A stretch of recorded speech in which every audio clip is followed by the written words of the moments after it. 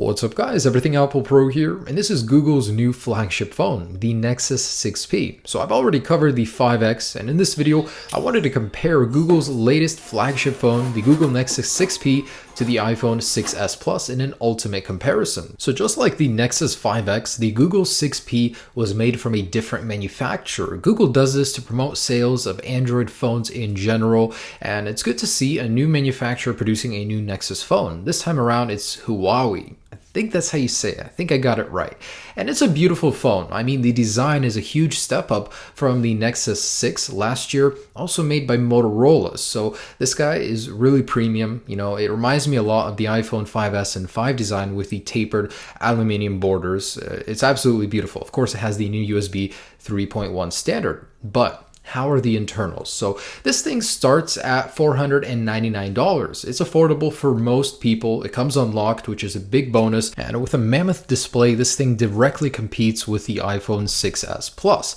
It's about $250 cheaper though. And that begs the question, how does it compare? Do the internals stack up? So this thing is loaded with some of the latest gear, Snapdragon processor, Adreno GPU, you know, the latest and greatest, but how does it perform in raw numbers? So let's start with design first. I love the design of the Nexus 6P, as I said. The iPhone 6s Plus, very simple. It's evolved from the 6 Plus, just a little bit thicker, but both phones feel absolutely premium.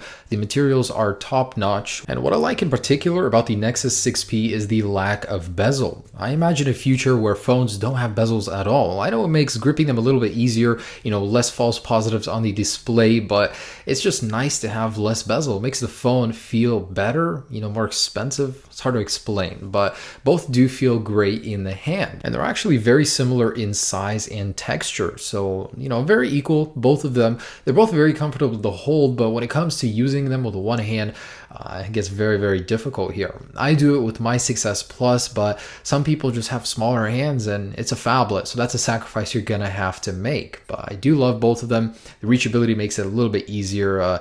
You know, the larger display on the 6P is actually very nice as well. And both phones are tapered on the rear, making them a little bit easier to hold, but the ridges on the 6P are nice to grip onto as well. And it actually amazes me that the 6P can be the slightly larger phone with the larger display, but still be a lighter phone. You know, both aren't heavy enough to be bothersome, but the 6P is lighter. Now, taking a closer look at the displays, of course, there's a difference in size, but beyond that, Super AMOLED versus LCD technology is a huge difference. And any veteran to Samsung or to Android phones in general, where the majority of phones have Super AMOLED displays, can tell you that they have deeper, richer black colors. They can have deeper, darker, richer colors in general.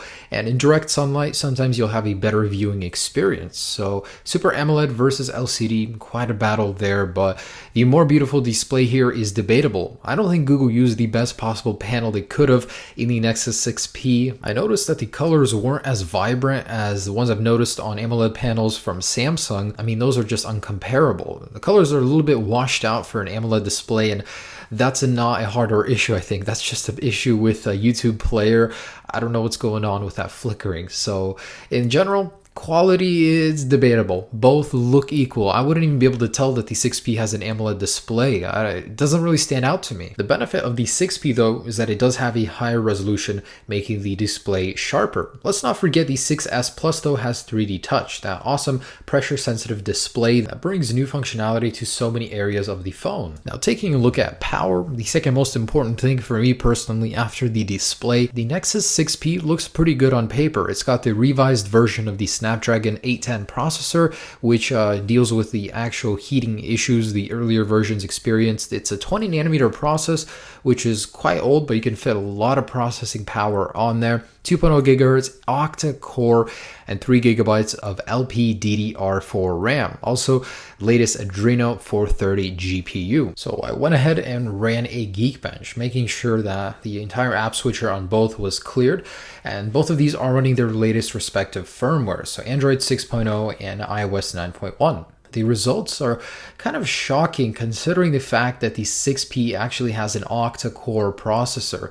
the iPhone 6s Plus, outperforms it in both multi and single core score. The single core was where the biggest difference was. So next I wanted to test speed, where that processing power could come into play. I launched the same app on both pretty big game, Asphalt 8, and the iPhone 6s Plus actually loaded it a full 12 seconds faster. I mean, loading games, you're going to notice a huge difference on the 6s Plus. So yeah, the iPhone loads them faster, but how's the actual graphical performance? I ran a GFX bench. The iPhone 6s Plus finished it so much faster, and there wasn't as big of a difference as I thought. In most cases, the iPhone 6s Plus is maybe 0.5 to 2 times faster. So not in all cases is it, crazy fast, but it is going to be a much better experience gaming, running intensive applications on the iPhone 6s Plus, just because of that 6-core GPU. It's actually quite a monster. Looking at the wireless, really not much to be said here. The specifications are almost exactly the same, and in terms of actual performance, they came very close as well. So good job on both companies for keeping the wireless upgraded. However, the 6s Plus does have more LTE bands, making it a better phone to travel with, as it'll be more compatible with other carriers. Next, I decided to test out the speed of the fingerprint sensors. The 6P has it on the back just like the 5X, so it's most comfortable with your index finger. So I'm going to go ahead and try to compare the speeds of both of the fingerprint sensors, probably one of the most popular ways to unlock your phones nowadays. So 3, 2, 1. And they're very, very close. If the animations didn't take so long on the 6s Plus, it would be faster, but I'd say it's a draw. Very, very close. Next, I tested the speakers, and with the bottom mounted speaker on the 6s Plus, I got a good amount of decibels, 101.1. It's a very loud, rich sound. On the Nexus 6P, there are 2 speakers on the front facing you. I absolutely love the placement, and I got a healthy 99.7. So just a little bit louder on the 6s Plus, but the actual sound sounded better on the iPhone 6s Plus. Again, I love the placement of these speakers on the Nexus 6P. It makes for great sound when viewing media. When it comes to batteries, the battery is much larger on the Nexus 6P, although the phone isn't that much bigger. And that's great. Google's focus on battery life and fast charging, I really appreciate that. Now, I have no complaints with the 6s Plus. I can use mine comfortably for an entire day and still have a lot left over for the next, but it'd be nice to have a fast charge feature on the iPhone. 7 hours in just 10 minutes of charging time. That is really impressive. It also features the new USB 3.1C standard, which I guarantee the iPhone 7 will come out with. It's also the first reversible connector for Androids in general, and it's where the future is headed. So it looks like the Nexus 6P is actually stacking up quite nice to the iPhone 6s Plus, but there's one thing I haven't talked about yet, and that's cameras. So the rear camera on both of these does jut out. It's a little more subtle on the 6s Plus. The Nexus 6P, there's a huge bulge in the phone to accommodate for it, and it's an entire glass panel full of sensors and all that. Both have dual flash, but the 6s Plus actually has True Tone flash, which can change the color temperature. Not so much for the 6P. On paper, the iPhone 6s Plus seems to be able to do a lot more. It has better slow motion video, it has optical image stabilization and True Tone flash, as well as video optical stabilization, which is an entirely different thing than just OIS. So when actually in the field, I wanted to put these to the test and test the focus, the stability, and general color and clarity of the video. All right, so testing the camera out in real world conditions, it was immediately apparent that the iPhone 6s Plus does better in daylight, not only in terms of color and clarity, but focus and stability. It's definitely more shaky, and notice how much faster the iPhone 6s Plus focus is. I don't know what it is with the infrared laser focus on the 6P, but it's not very good.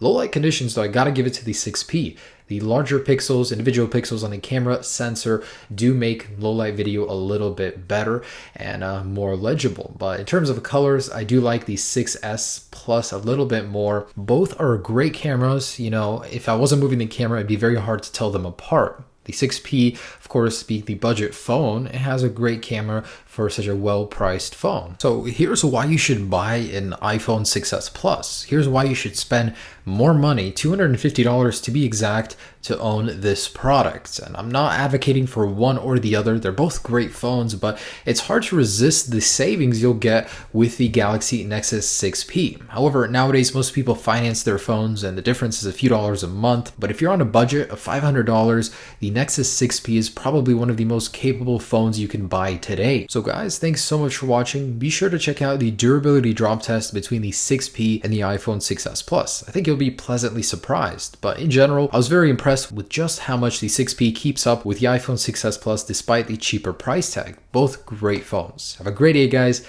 enjoy your 6P if you buy it. Peace.